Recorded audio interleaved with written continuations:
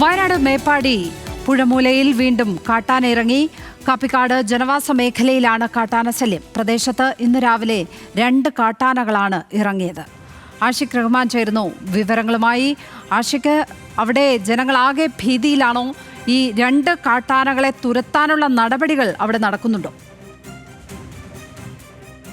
പുഴമൂല എന്ന് പറയുന്നത് മേപ്പാടി സമീപത്ത് ചേർന്നിരുന്ന സ്ഥലമാണ്. അവിടെ കാട്ടാന സ്ഥിരമായി ഇറങ്ങുന്ന ഒരു പ്രദേശമാണ്. സ്ഥിരമായി രാത്രികളിലെല്ലാം ഇത്തരത്തിൽ കാട്ടാന ഇറങ്ങുന്ന ഒരു ശല്യം അവിടെ ഉണ്ടാവാറുണ്ട്. ഇന്നലെ രാത്രിയും അവിടെ കാട്ടാന ഇറങ്ങുകയും അവിടെ നിരവധി സ്ഥലങ്ങളിൽ കൃഷി നശിപ്പിക്കുകയും ചെയ്തിട്ടുണ്ട്.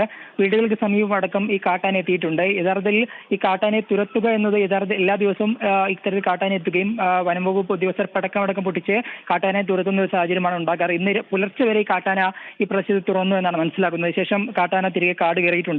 ഈ പ്രധാന പ്രശ്നം എന്ന് പറയുന്നത് ഫെൻസിംഗ് അടക്കമുള്ള കാര്യങ്ങളില്ലാതാണ്. കാരണം സ്ഥിരമായി കാട്ടാന ഇറങ്ങുന്നു, അതിനെ കൃത്യമായി ഫെൻസിംഗ് അടക്കം സ്ഥാപിക്കണമെന്ന് നാട്ടുകാർ ആവശ്യപ്പെട്ടെങ്കിൽ പോലും അത് നടപ്പാകാതാണ് പ്രധാനമായി കാട്ടാനകൾ സ്ഥിരമായി ഇറങ്ങാനുള്ള കാരണമെന്ന് പറയുന്നത്.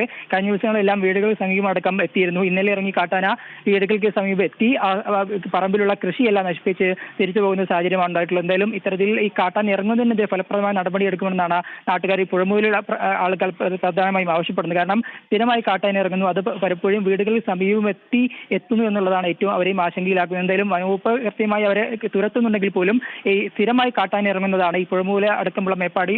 ശരി, ആഷിഖ് റഹ്മാനാണ് വയനാട് നിന്ന് വിവരങ്ങൾ പങ്കുവച്ചത്.